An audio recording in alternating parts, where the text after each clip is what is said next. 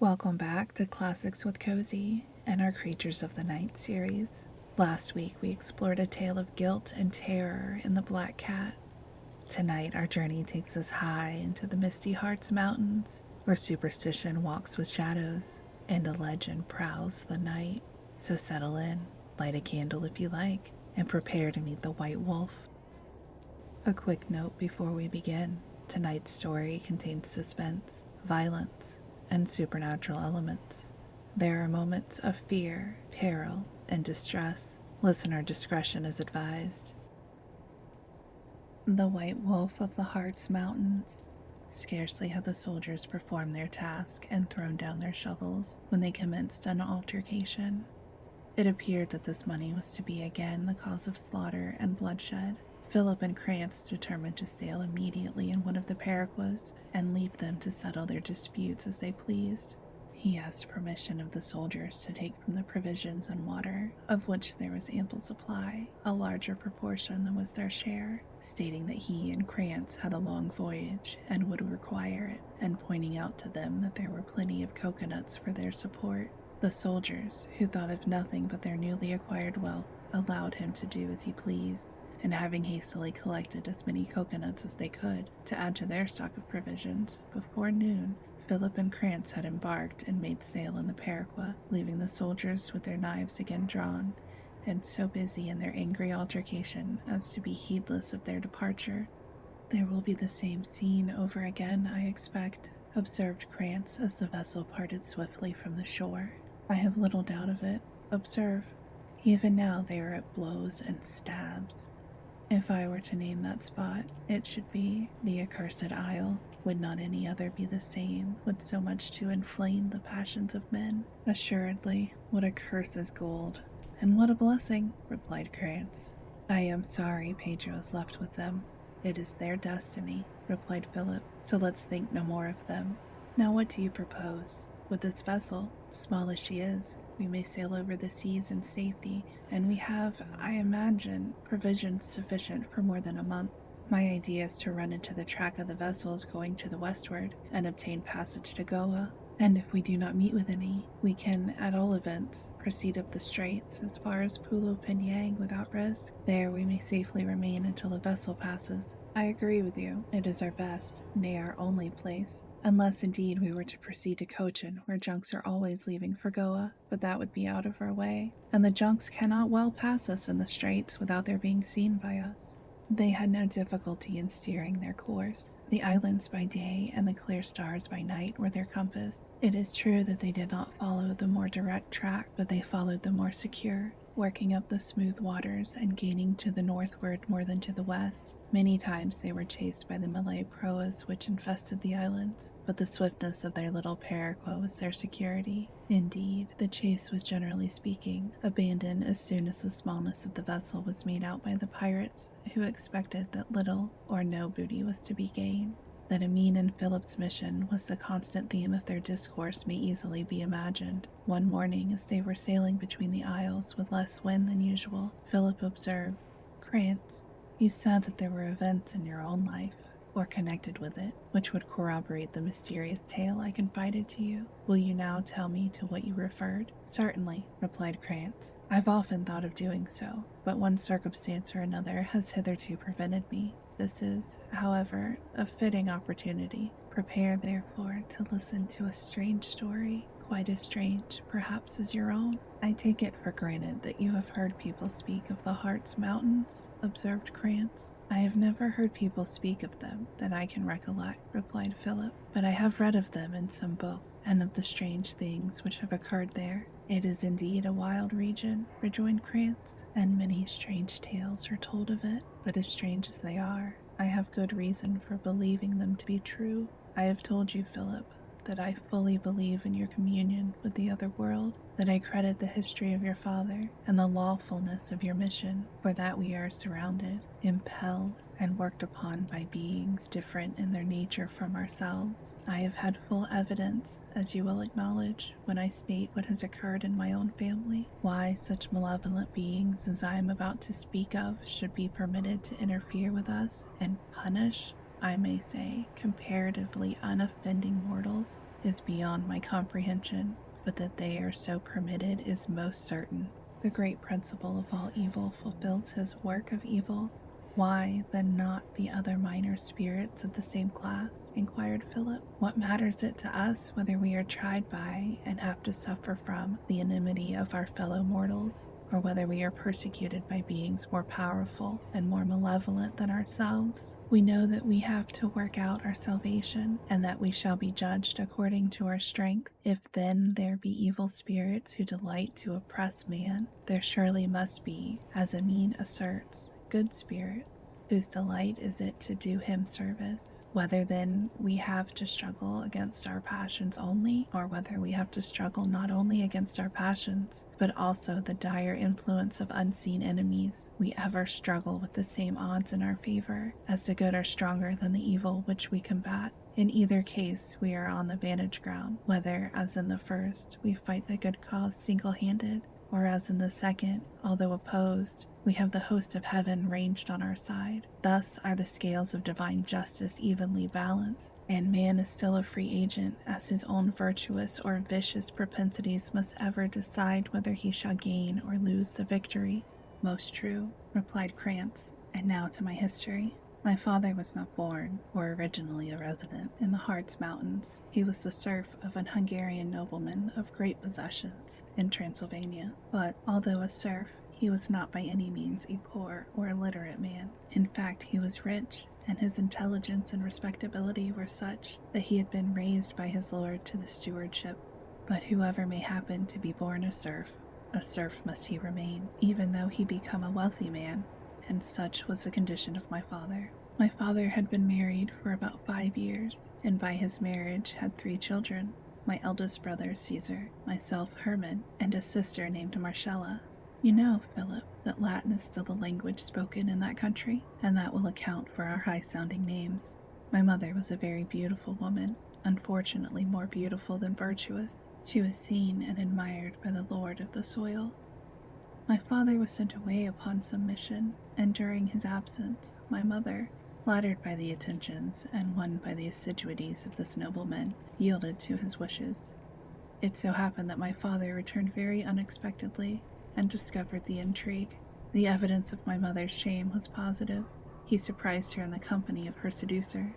Carried away by the impetuosity of his feelings, he watched the opportunity of a meeting taking place between them, and murdered both his wife and her seducer, conscious that, as a serf, not even the provocation which he had received would be allowed as a justification of his conduct. He hastily collected together what money he could lay his hands upon, and, as we were then in the depth of winter, he put his horses to the sleigh, and taking his children with him, he set off in the middle of the night, and was far away before the tragical circumstance had transpired.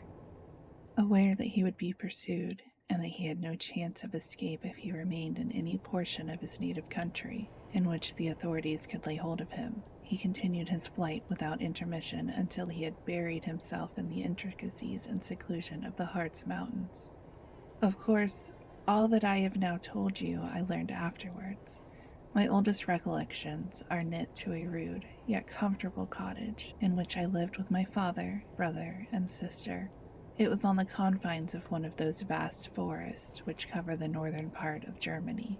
Around it were a few acres of ground, which, during the summer months, my father cultivated, and which, though they yielded a doubtful harvest, were sufficient for our support. In the winter we remained much indoors, for, as my father followed the chase, we were left alone, and the wolves during that season incessantly prowled about.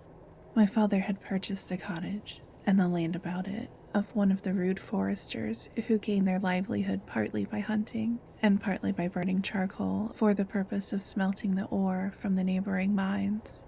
It was distant, about 2 miles from any other habitation. I can call to mind the whole landscape now, the tall pines which rose up on the mountain above us, and the wide expanse of forest beneath, on the topmost boughs and heads of whose trees we looked down from our cottage, as the mountain below us rapidly descended into the distant valley.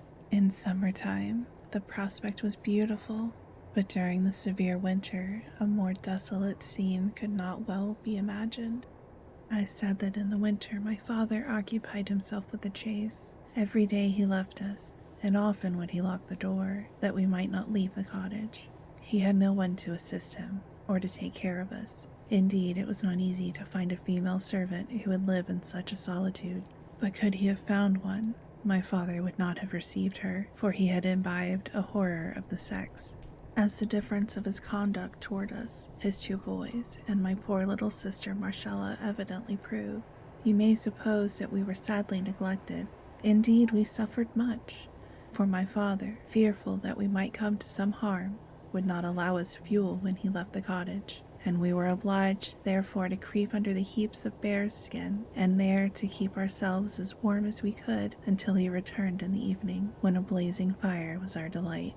That my father chose this restless sort of life may appear strange, but the fact was that he could not remain quiet, whether from the remorse of having committed murder, or from the misery consequent on his change of situation, or from both combined. He was never happy unless he was in a state of activity. Children, however, when left much to themselves, acquire a thoughtfulness not common to their age. So it was with us, and during the short, cold days of winter, we would sit silent, longing for the happy hours when the snow would melt and the leaves would burst out and the birds begin their songs, and when we should again be set at liberty.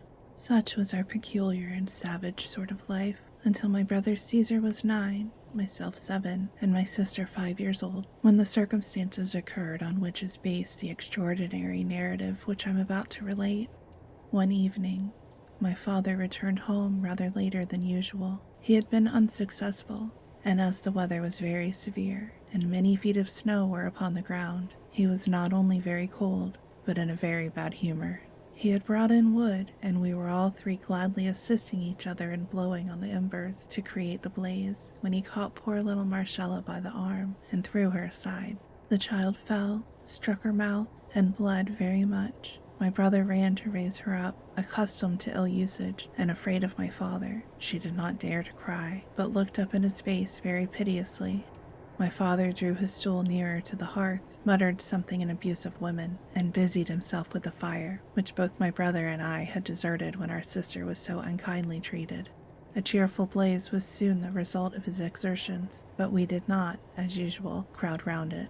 Marcella, still bleeding, retired to a corner, and my brother and I took our seats beside her, while my father hung over the fire, gloomily and alone. Such had been our position for about half an hour, when the howl of a wolf close under the window of the cottage fell on our ears. My father started up and seized his gun.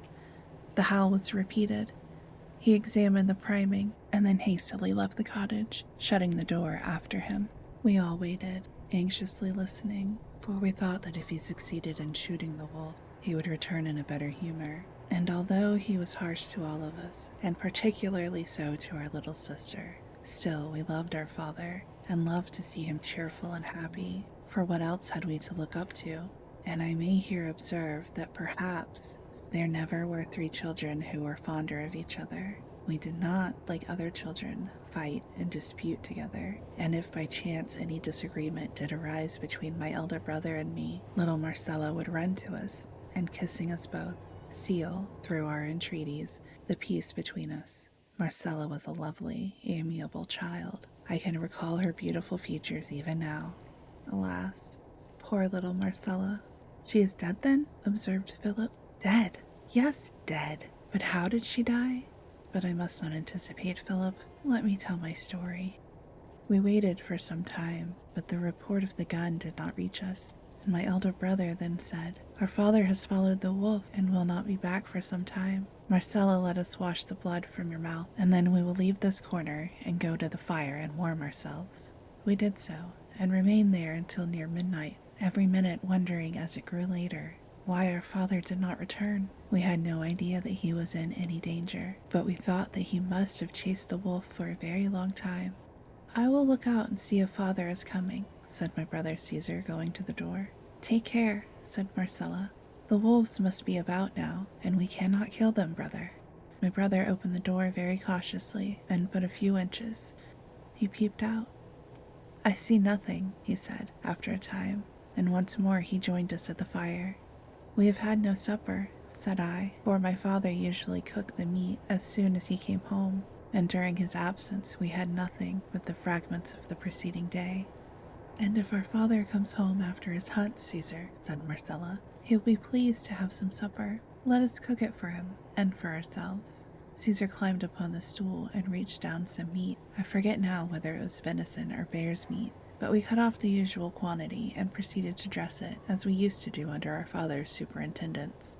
We were all busy putting it into the platters before the fire to await his coming when we heard the sound of a horn. We listened. There was a noise outside, and a minute afterwards my father entered, ushering in a young female and a large dark man in a hunter's dress. Perhaps I had better now relate what was only known to me many years afterwards. When my father had left the cottage, he perceived a large white wolf about 30 yards from him. As soon as the animal saw my father, it retreated slowly, growling and snarling. My father followed. The animal did not run, but always kept at some distance, and my father did not like to fire until he was pretty certain that his ball would take effect. Thus they went on for some time, the wolf now leaving my father far behind, and then stopping and snarling defiance at him, and then, again, on his approach, setting off at speed. Anxious to shoot the animal, for the white wolf is very rare, my father continued the pursuit for several hours, during which he continually ascended the mountain. You must know, Philip, that there are peculiar spots on those mountains which are supposed, and as my story will prove, truly supposed, to be inhabited by evil influences. They are well known to the huntsmen, who invariably avoid them. Now one of these spots, an open space in the pine forest above us, had been pointed out to my father as dangerous. But whether he disbelieved these wild stories, or whether, in his eager pursuit of the chase, he disregarded them, I know not.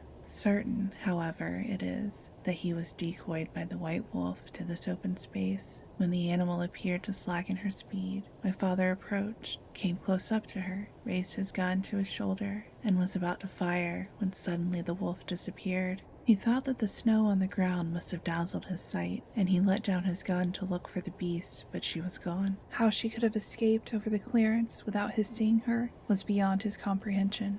Mortified at the ill success of his chase, he was about to retrace his steps when he heard the distant sound of a horn. Astonishment at such a sound, at such an hour, in such a wilderness, made him forget for the moment his disappointment, and he remained riveted to the spot.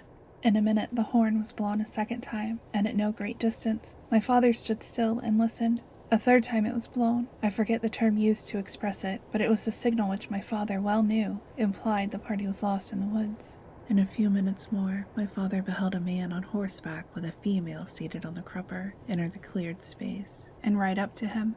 At first, my father called to mind the strange stories which he had heard of the supernatural beings who were said to frequent these mountains, but the nearer approach of the party satisfied him that they were mortals like himself. As soon as they came up to him, the man who guided the horse accosted him. "Friend Hunter, you are out late. The better fortune for us. We have ridden far and are in fear of our lives, which are eagerly sought after. These mountains have enabled us to elude our pursuers. But if we find not shelter and refreshment, that will avail us little, as we must perish from hunger and the inclemency of the night. My daughter, who rides behind me, is now more dead than alive. Say, can you assist us in our difficulty?" "My cottage is some few miles distant," replied my father, "but I have little to offer you besides a shelter from the weather. To the little I have you are welcome. May I ask whence you come?" "Yes, friend. It is no secret now. We have escaped from Transylvania, where my daughter's honor and my life were equally in jeopardy." This information was quite enough to raise an interest in my father's heart. He remembered his own escape. He remembered the loss of his wife's honor and the tragedy by which it was wound up.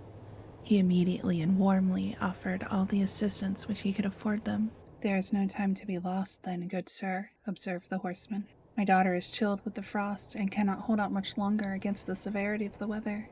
"Follow me," replied my father, leading the way towards his home. "I was lured away in pursuit of a large white wolf," observed my father. "It came to the very window of my hut, or I should not have been out at this time of night." "The creature passed by us just as we came out of the wood," said the female in a silvery tone. "I was nearly discharging my piece at it," observed the hunter, "but since it did us such good service, I am glad I allowed it to escape." In about an hour and a half, during which my father walked at a rapid pace, the party arrived at the cottage, and, as I said before, came inside. "We are in good time, apparently," observed the dark hunter, catching the smell of the roasted meat, as he walked to the fire and surveyed my brother and sister and myself. "You have young cooks here, mynheer. I am glad that we shall not have to wait," replied my father. "Come, mistress, seat yourself by the fire. You require warmth after your cold ride." "And where can I put up my horse, mynheer?" observed the huntsman. "I will take care of him," replied my father, going out of the cottage door. The female must, however, be particularly described. She was young, and apparently 20 years of age. She was dressed in a traveling dress, deeply bordered with white fur, and wore a cap of white ermine on her head. Her features were very beautiful, at least I thought so, and so my father has since declared. Her hair was flaxen, glossy and shining, and as bright as a mirror, and her mouth, although somewhat large when it was open, showed the most brilliant teeth I have ever beheld. But there was something about her eyes, bright as they were, which made us children afraid. They were so restless, so furtive. I could not at that time tell why, but I felt as if there was cruelty in her eye, and when she beckoned us to come to her, we approached her with fear and trembling. Still, she was beautiful, very beautiful. She spoke kindly to my brother and myself, patted our heads and caressed us, but Marcella would not come near her. On the contrary, she slunk away and hid herself in the bed, and would not wait for the supper, which half an hour before she had been so anxious for. My father, having put the horse into a close shed, soon returned, and supper was placed upon the table. When it was over, my father requested that the young lady would take possession of his bed, and he would remain at the fire and sit up with her father. After some hesitation on her part, this arrangement was agreed to, and I and my brother crept into the other bed with Marcella, for we had as yet always slept together, but we could not sleep. There was something so unusual, not only in seeing strange people, but in having those people sleep at the cottage. We were bewildered. As for poor little Marcella, she was quiet, but I perceived that she was trembling during the whole night, and sometimes I thought that she was checking a sob. My father had brought out some spirits, which he rarely used, and he and the strange hunter remained drinking and talking before the fire. Our ears were ready to catch the slightest whisper, so much was our curiosity excited. "You said you came from Transylvania?" observed my father. "Even so, mynheer," replied the hunter. "I was a serf to the noble house of... My master would insist upon my surrendering up my fair girl to his wishes. It ended in my giving him a few inches of my hunting knife. We are countrymen and brothers in misfortune," replied my father, taking the huntsman's hand and pressing it warmly. "Indeed, are you then from that country?" "Yes, and I too have fled for my life, but mine is a melancholy tale." "Your name?" inquired the hunter. "Krantz." "What? Krantz of... I have heard your tale. You need not renew your grief by repeating it now." "Welcome, most welcome, mynheer, and I may say my worthy kinsman. I am your second cousin, Wilfred of Barnsdorf," cried the hunter, rising up and embracing my father. They filled their horn mugs to the brim and drank to one another after the German fashion. The conversation was then carried on in a low tone. All that we could collect from it was that our new relative and his daughter were to take up their abode in our cottage, at least for the present. In about an hour they both fell back in their chairs and appeared to sleep. "Marcella, dear, did you hear?" said my brother in a low tone. "Yes," replied Marcella in a whisper. "I heard all. Oh, brother, I cannot bear to look upon that woman. I feel so frightened." My brother made no reply, and shortly afterwards we were all three fast asleep. When we awoke the next morning, we found that the hunter's daughter had risen before us. I thought she looked more beautiful than ever. She came up to little Marcella and caressed her.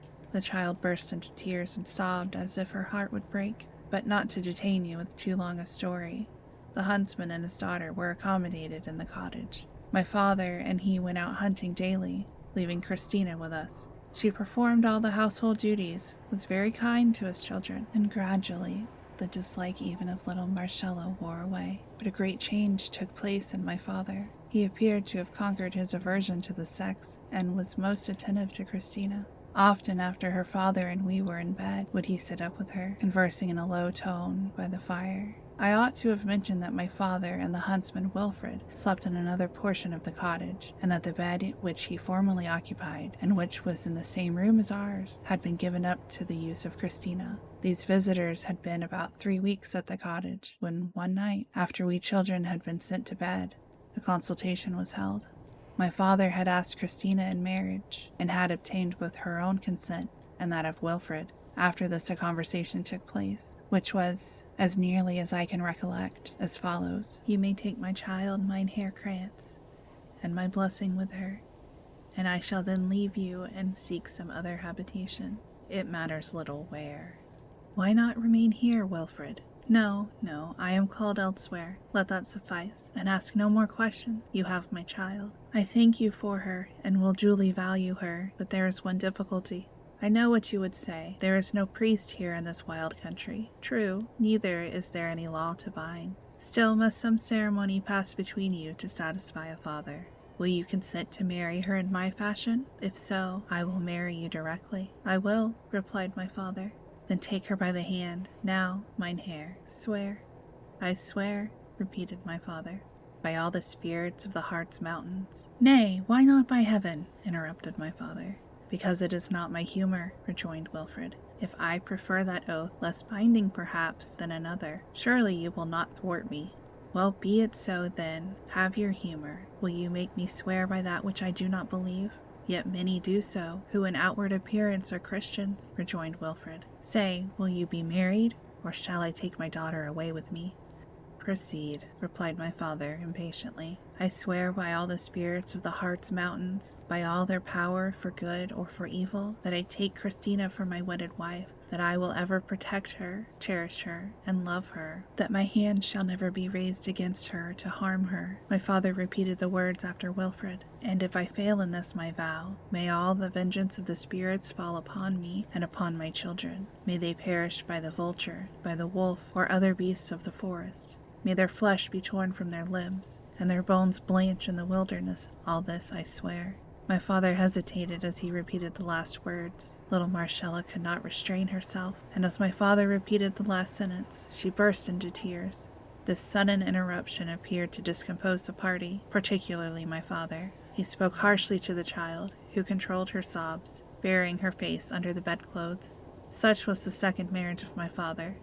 The next morning the hunter Wilfred mounted his horse and rode away. My father resumed his bed, which was in the same room as ours, and things went on much as before the marriage, except that our new mother-in-law did not show any kindness towards us. Indeed, during my father's absence, she would often beat us, particularly little Marcella, and her eyes would flash fire as she looked eagerly upon the fair and lovely child. One night my sister awoke me and my brother. "What is the matter?" said Caesar. "She has gone out," whispered Marcella. "Gone out?" "Yes, gone out at the door, in her night-clothes," replied the child. "I saw her get out of bed, look at my father to see if he slept, and then she went out at the door." What could induce her to leave her bed, and all undressed to go out in such bitter wintry weather, with the snow deep on the ground, was to us incomprehensible.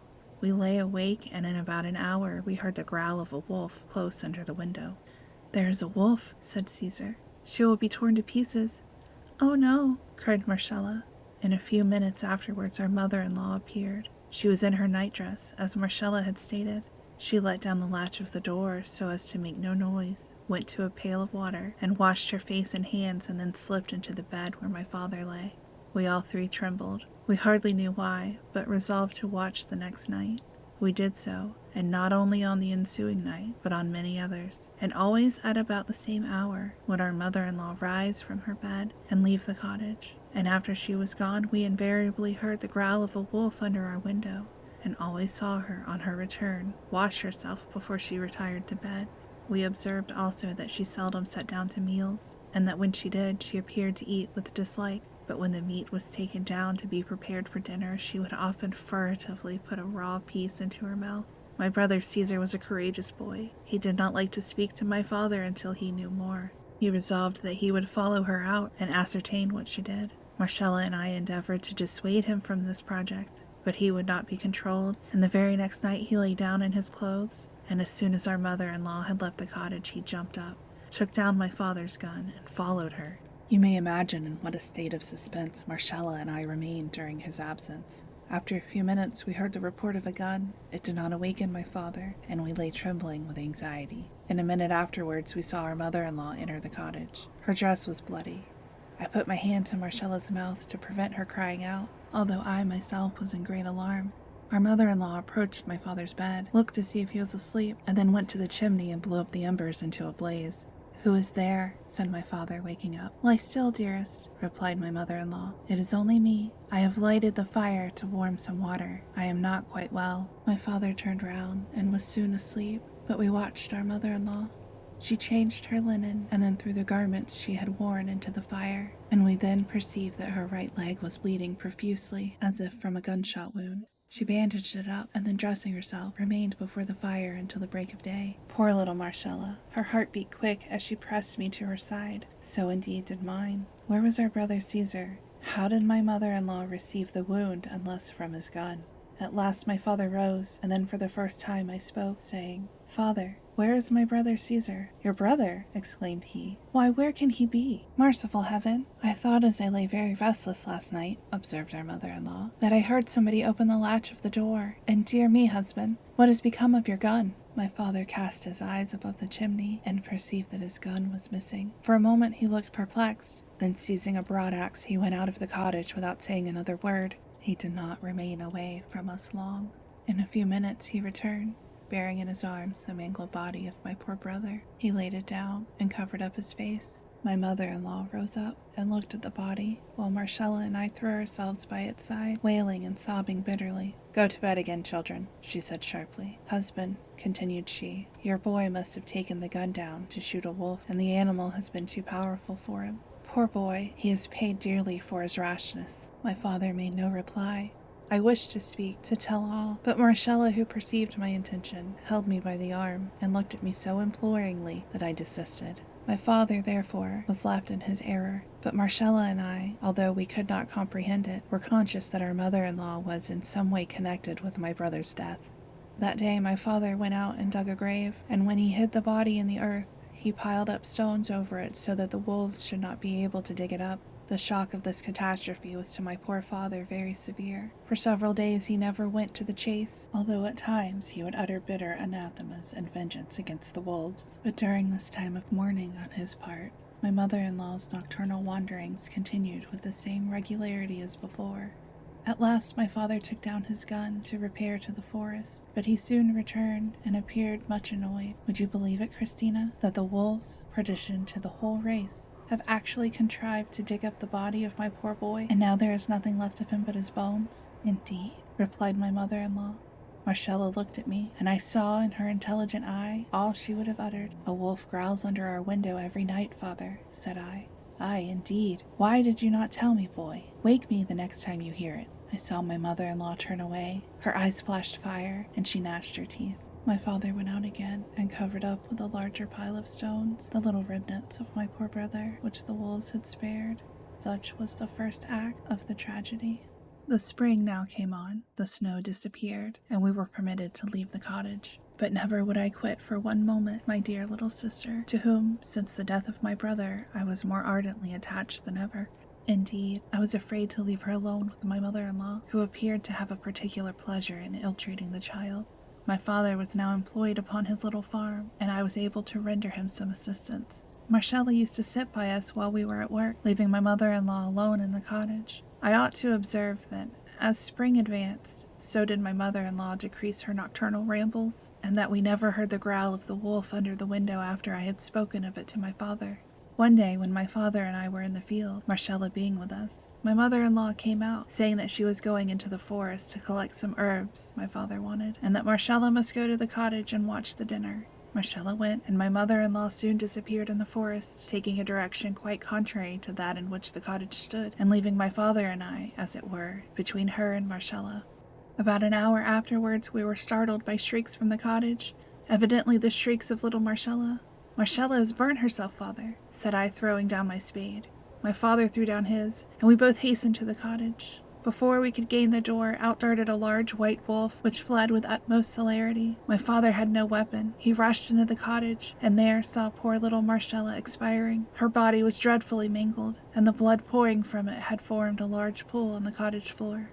My father's first intention had been to seize his gun and pursue, but he was checked by this horrid spectacle. He knelt down by his dying child and burst into tears. Marcella could just look kindly on us for a few seconds, and then her eyes were closed in death. My father and I were still hanging over my poor sister's body when my mother-in-law came in. At the dreadful sight she expressed much concern, but she did not appear to recoil from the sight of blood, as most women do. "Poor child," said she. "It must have been that great white wolf which passed me just now, and frightened me so. She's quite dead, Krantz." "I know it, I know it," cried my father in agony. I thought my father would never recover from the effects of this second tragedy. He mourned bitterly over the body of his sweet child, and for several days would not consign it to its grave, although frequently requested by my mother-in-law to do so.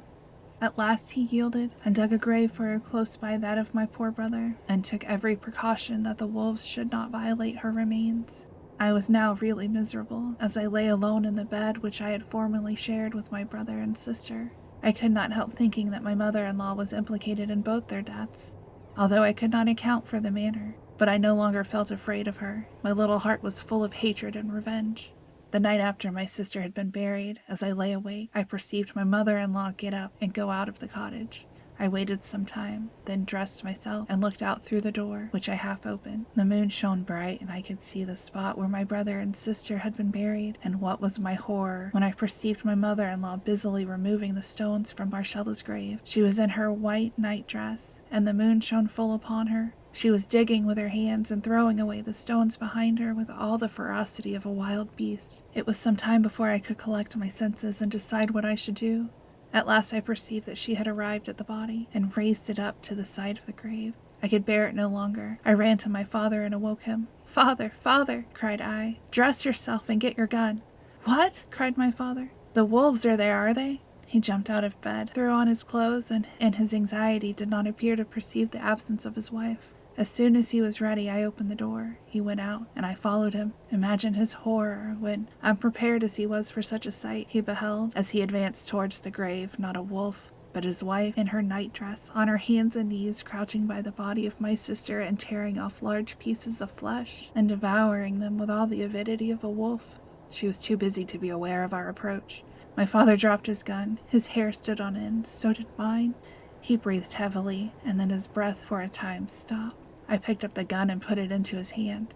Suddenly he appeared as if concentrated rage had restored him to double vigor. He leveled his piece, fired, and with a loud shriek down fell the wretch whom he had fostered in his bosom. "God of heaven!" cried my father, sinking down upon the earth in a swoon as soon as he had discharged his gun. I remained some time by his side before he recovered. "Where am I?" said he. "What has happened? Oh, yes, I recollect now. Heaven forgive me!" He rose, and we walked up to the grave. What again was our astonishment and horror to find that, instead of the dead body of my mother-in-law, as we expected, there was lying over the remains of my poor sister a large white she-wolf. "The white wolf!" exclaimed my father. "The white wolf which decoyed me into the forest? I see it all now. I have dealt with the spirits of the Hartz mountains." For some time my father remained in silence and deep thought. He then carefully lifted up the body of my sister, replaced it in the grave, and covered it over as before, having struck the head of the dead animal with the heel of his boot and raving like a madman. He walked back to the cottage, shut the door, and threw himself on the bed. I did the same, for I was in a stupor of amazement. Early in the morning we were both roused by a loud knocking at the door, and in rushed the hunter Wilfred.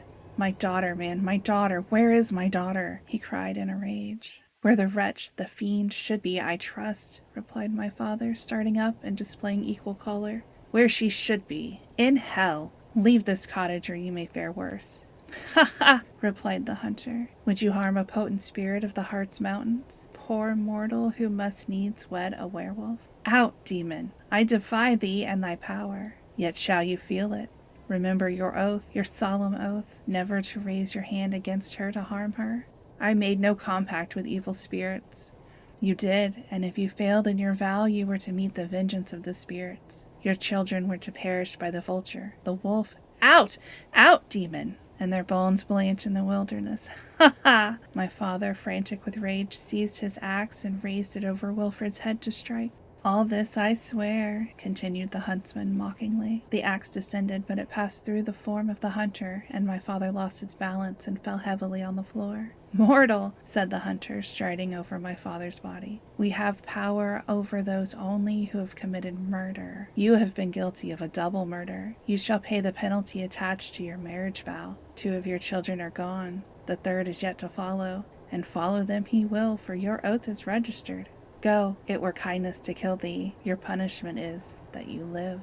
With these words, the spirit disappeared. My father rose from the floor, embraced me tenderly, and knelt down in prayer. The next morning he quitted the cottage forever. He took me with him and bent his steps to Holland, where we safely arrived. He had some little money with him, but he had not been many days in Amsterdam before he was seized with a brain fever and died raving mad. I was put into the asylum, and afterwards was sent to sea before the mast. You now know all of my history. The question is whether I am to pay the penalty of my father's oath. I am myself perfectly convinced that, in some way or another, I shall. On the 22nd day, the high land of the south of Sumatra was in view. As there were no vessels in sight, they resolved to keep their course through the straits and run for Pulo Penang, which they expected, as their vessel lay so close to the wind, to reach in 7 or 8 days. By constant exposure, Philip and Krantz were now so bronzed that with their long beards and Mussulman dresses, they might easily have passed off for natives. They had steered the whole of the days exposed to a burning sun. They had lain down and slept in the dew of the night, but their health had not suffered. But for several days, since he had confided the history of his family to Philip, Krantz had become silent and melancholy. His usual flow of spirits had vanished, and Philip had often questioned him as to the cause. As they entered the straits, Philip talked of what they should do upon their arrival at Goa, when Krantz gravely replied, "For some days, Philip, I have had a presentiment that I shall never see that city." "You are out of health, Krantz," replied Philip.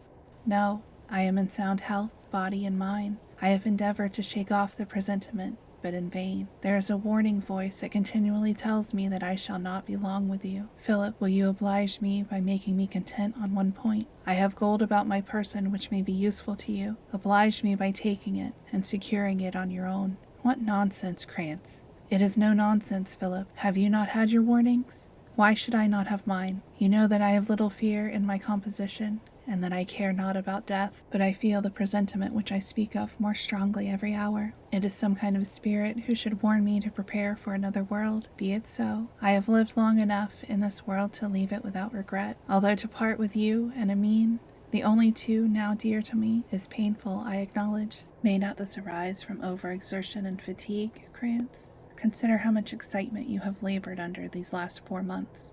Is not that enough to create a corresponding depression? Depend upon it, my dear friend, such is the fact. I wish it were, but I feel otherwise, and there is a feeling of gladness connected with the idea that I am to leave this world, arising from another presentiment which equally occupies my mind. I hardly can tell you, but Amin and you are connected with it. In my dreams I have seen you meet again, but it has appeared to me as if a portion of your trial was purposely shut from my sight in dark clouds, and I have asked, may not I see what is there concealed? And an invisible has answered no. 'Twould make you wretched. Before these trials take place you will be summoned away. And then I thanked heaven, and felt resigned. These are the imaginings of a disturbed brain, Krantz. That I am destined to suffering may be true, but why Amin should suffer, or why you, young, in full health and vigor, should not pass your days in peace and live to a good old age, there is no cause for believing. You will be better tomorrow. Perhaps so, replied Krantz, but still you must yield to my whim and take the gold. If I am wrong and we do arrive safe, you know, Philip, you can let me have it back, observed Krantz with a faint smile. But you forget our water is nearly out, and we must look for a rill on the coast to obtain a fresh supply. I was thinking of that when you commenced this unwelcome topic. We had better look out for the water before dark, and as soon as we've replenished our jars, we will make sail again. At the time that this conversation took place, they were on the eastern side of the strait, about 40 miles to the northward. The interior of the coast was rocky and mountainous, but it slowly descended to low land of alternate forest and jungles, which continued to the beach. The country appeared to be uninhabited.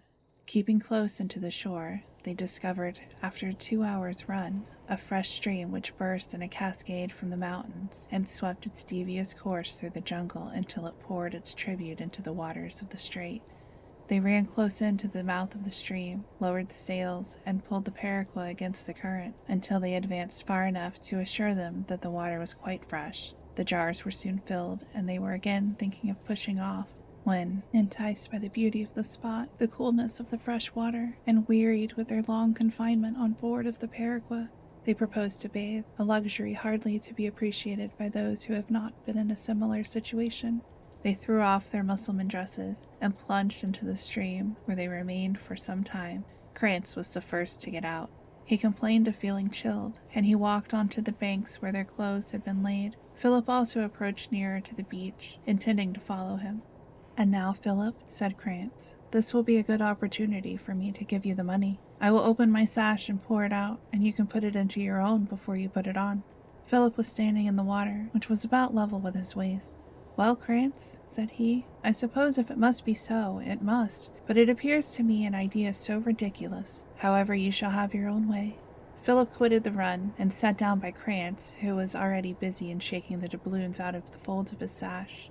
At last he said, "I believe, Philip, you have got them all now. I feel satisfied. What danger there can be to you, which I am not equally exposed to, I cannot conceive," replied Philip. However, hardly had he said these words when there was a tremendous roar, a rush like a mighty wind through the air, a blow which threw him on his back, a loud cry, and a contention. Philip recovered himself and perceived the naked form of Krantz carried off with the speed of an arrow by an enormous tiger through the jungle. He watched with distended eyeballs. In a few seconds the animal and Krantz had disappeared. "God of heaven, would thou hast spared me this?" cried Philip, throwing himself down in agony on his face. "Oh, Krantz, my friend, my brother, too sure was your presentiment. Merciful God, have pity, but thy will be done." And Philip burst into a flood of tears.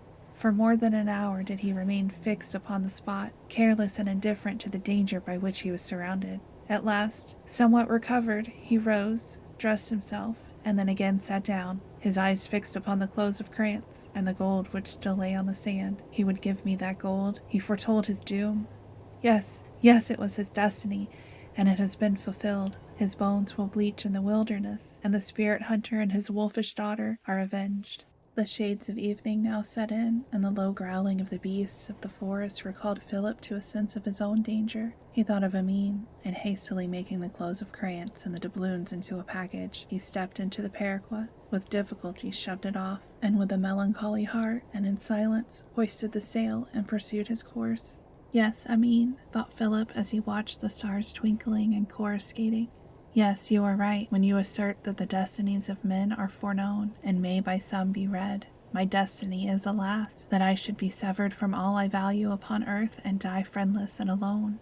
Then welcome, death, if such is to be the case. Welcome, 1,000 welcomes. What a relief wilt thou be to me! What joy to find myself summoned to where the weary are at rest! I have my task to fulfill. God grant that it may soon be accomplished, and let not my life be embittered by any more trials such as this." Again did Philip weep, for Krantz had been his long-tried, valued friend, his partner in all his dangers and privations, from the period that they had met when the Dutch fleet attempted the passage around Cape Horn.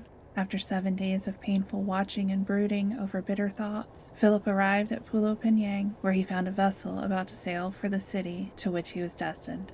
He ran his periqua alongside of her, and found that she was a brig under the Portuguese flag, having, however, but 2 Portuguese on board, the rest of the crew being natives. Representing himself as an Englishman in the Portuguese service, who had been wrecked, and offering to pay for his passage, he was willingly received, and in a few days the vessel sailed.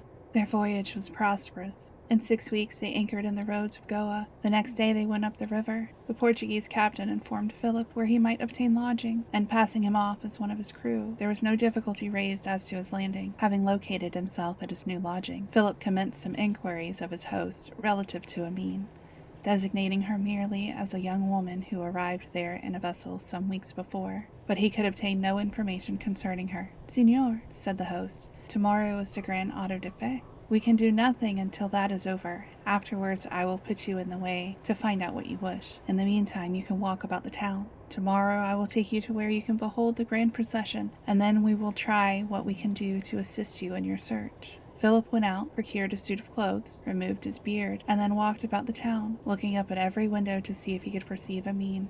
At a corner of one of the streets, he thought he recognized Father Matthias and ran up to him, but the monk had drawn his cowl over his head, and when addressed by that name, made no reply. I was deceived, thought Philip, but I really thought it was him, and Philip was right. It was Father Matthias, who thus screened himself from Philip's recognition. Tired, at last, he returned to his hotel, just before it was dark. The company there were numerous. Everybody for miles distant had come to Goa to witness the auto de fe, and everybody was discussing the ceremony. I will see this grand procession, said Philip to himself, as he threw himself on his bed.